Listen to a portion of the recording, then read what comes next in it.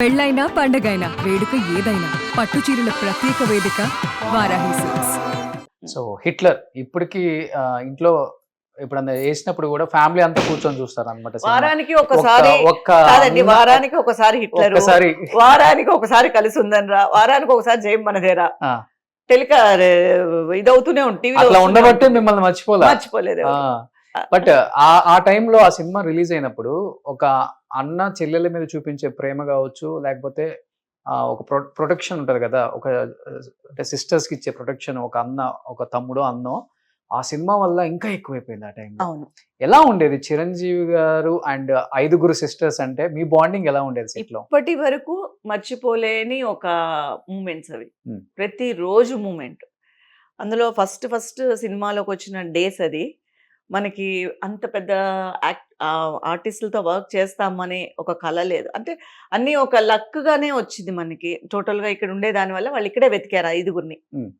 అప్పుడు సినిమా ఇక్కడే ఉండేదేమో. ఎడిటర్ మోహన్ గారు, ఎడిటర్ మోహన్ గారు ప్రొడ్యూసర్ కాబట్టి 5 చెల్లెల్ని ఇక్కడే చూశారు. 5 చెల్లెళ్ళు ఫస్ట్ అశ్విని, తర్వాత మోహిని, తర్వాత గాయత్రి, తర్వాత పద్మశ్రీ, తర్వాత నేను. ఓకే. సో 5 అమ్మాయిల్ని మన చెన్నై నుంచే ఇచ్చేసారు. సో ఫస్ట్ అన్నా చెల్లెళ్ళ స్టోరీ అని చెప్పారు. హిట్లర్ అని ఇది మన మలయాళంలో వచ్చింది. ఇది మలయాళంలో వచ్చింది, రీమేక్ అన్నారు. అప్పుడు మలయాళం సినిమా కూడా చూడలేదు. మనకి చిరంజీవి గారి పేరు చెప్తే ఇంకే సినిమా చూస్తాం. సో తను మా కజిన్ వచ్చి తనే చేస్తుందని చెప్పేసి యాక్సెప్ట్ చేసి ఫస్ట్ వెళ్ళాము.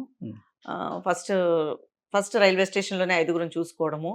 5 అది ఒక దగ్గర ఒక 55 డేస్ వర్క్ చేసాం టోటల్గా. వర్క్ చేసినప్పుడు మెగాస్టార్ గారు ఫిలిం అంటే అప్పట్లో చాలా అంటే ఆయన కమర్షియల్ హీరో, ఆయన ఒక్కసారిగా ఫ్యామిలీ ఓరియంటెడ్ అనగా భయపడ్డారు. ఆయనకి కొంచెం గ్యాప్ కూడా వచ్చింది అనుకుంటాను అప్పుడు. యాక్చువల్ గా ఒక 4 months 5 months ఏ ఫిలిం చేయలేదు ఆయన, వెయిట్ చేశారు. ఎందుకంటే అసలు ఆయన ఒక్కరోజు కూడా ఖాళీగా ఉండింది లేదు అని అంటారు. సో అప్పుడు ఆయన తీసుకున్న నిర్ణయం హిట్లర్ అని అంటారు అందరూ, అప్పుడు అనేవారు. సో అలాంటప్పుడు మమ్మల్ని అసలు పెద్ద హీరోగానే మమ్మల్ని ట్రీట్ చేయలే. అసలు ఈ రోజుల్లో చూస్తూ ఉంటే ఒక హీరో దగ్గరికి వెళ్ళాలంటే చాలా కష్టం. అవును.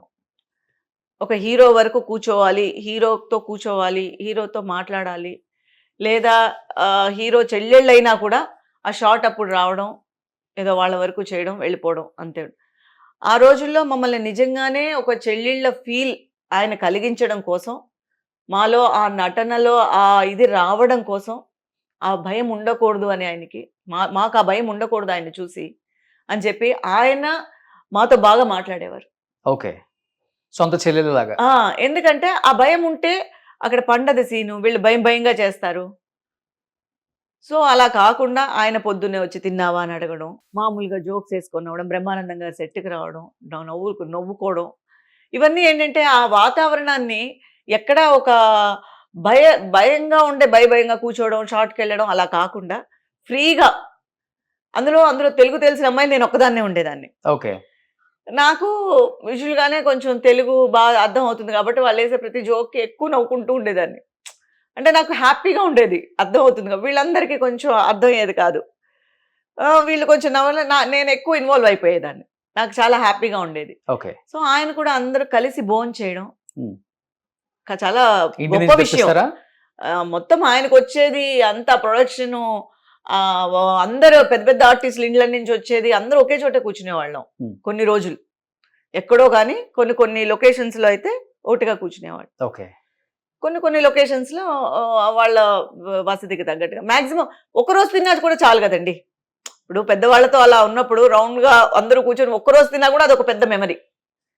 సో అలా మమ్మల్ని, మాలో భయాన్ని తీసేసి, ఈవెన్ ఒక షాట్లో కూడా అది చిన్న మిస్టేక్ నేను చేస్తూ ఉంటే కూడా దాన్ని ఆయనే కరెక్ట్ చేసి, ఆయనే చెప్పించి, ఆయనే ఇచ్చేశారు. ఓకే.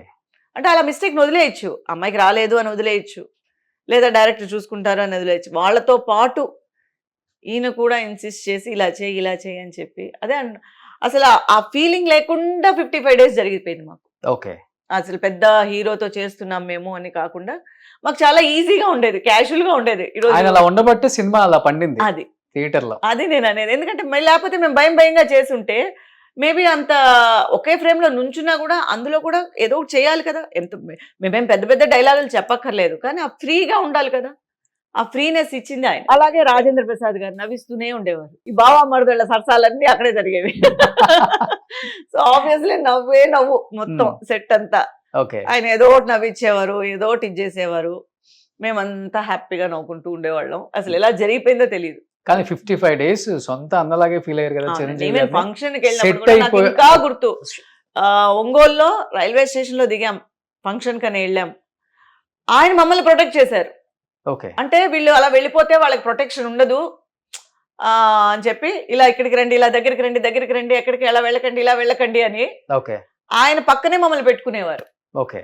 ఎందుకంటే మేము అలా వెళ్ళిపోతే ఎవరో ఒకళ్ళు కవర్ అయిపోతారు, మళ్ళీ వాళ్ళకి ప్రొటెక్షన్ ఉండదు అని ఆయన ఎక్కడైతే ఉన్నారో మమ్మల్ని కూడా చుట్టూ పెట్టుకునేవారు. సూపర్. సో అది ఎవరికి ఉంటుంది, గ్రేట్. మళ్ళీ అలాగే ట్రైన్ లో కూడా ఒకటిగా వెళ్ళాం ఫంక్షన్స్ కంతా. సో అందరితో ఫ్యామిలీ మెంబర్స్ తో మాట్లాడడం కానీ అంతా అదే చెప్తున్నాను కదా, ఒక ఫ్యామిలీగానే జరిగింది. చరణ్ గారు ఎంత ఉంటారు? చాలా అప్పుడు చరణ్ గారిని చూడలేదు. అప్పుడు పవన్ కళ్యాణ్ గారు ఎంట్రీ. ఓకే. ఇక్కడ అమ్మాయి అక్కడ అబ్బాయి. ఓ, మేము ఫస్ట్ ప్రివ్యూ చూసింది మేమే. ఓకే. ఎందుకంటే హిట్లర్ జరుగుతున్నప్పుడే అది కరెక్ట్ గా రెడీ అయింది. మమ్మల్ని అందరినీ ప్రివ్యూకి తీసుకెళ్లారు చిరంజీవి గారు. ఓకే. వాళ్ళంతా ఫస్ట్ సినిమా అంటే చాలా మంది వెళ్ళారు, దాంట్లో మేము వెళ్ళాం, రివ్యూకి వెళ్ళాము. హిట్లర్ ప్రివ్యూ జరిగినప్పుడు ఫస్ట్ ప్రివ్యూ చూసింది హిట్లర్. ఓ, మా కోసము చిరంజీవి గారి కోసము మా కోసమనే వేశారు. ఓ సూపర్.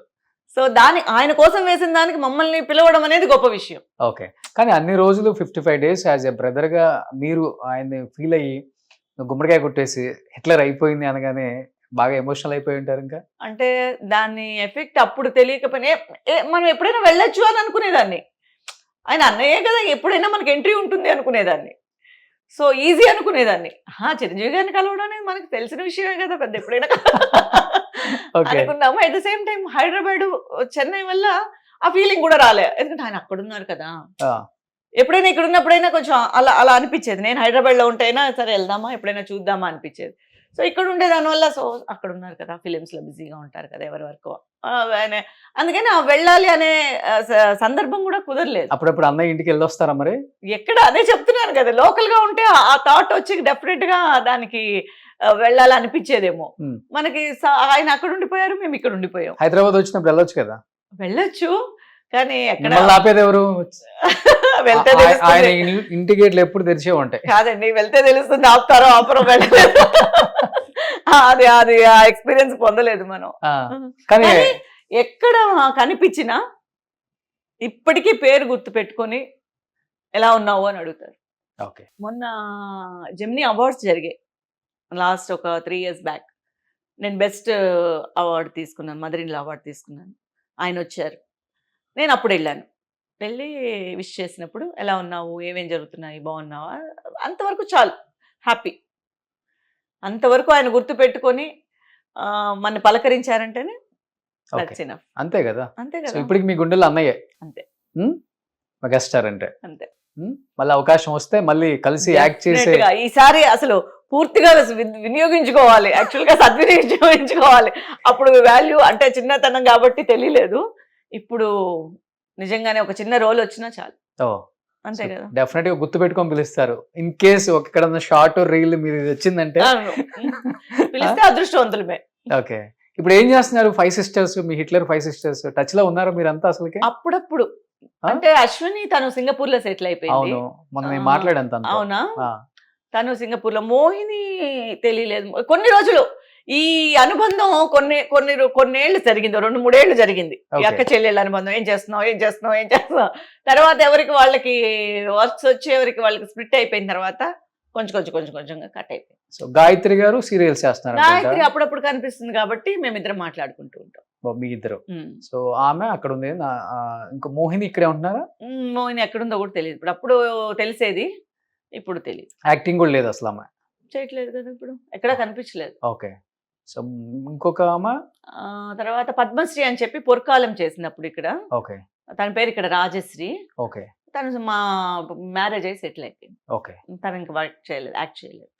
తన టచ్ లో ఉంది? టచ్ లో లేదు. ఓకే. అప్పట్లో ఉన్నాం, అదే చెప్తున్నాను కదా, ఒక 2-3 ఏళ్ల వరకు ఆ అనుబంధం జరిగింది. ఏం చేస్తున్నావు అని ఎప్పుడైనా కనిపించడం అని. ఆ తర్వాత ఎవరి వర్క్స్ వాళ్ళు బిజీ అయిపోయారు. తను మళ్ళీ చేసింది 2-3 సీరియల్స్, అప్పుడు మాట్లాడుకునే వాళ్ళము.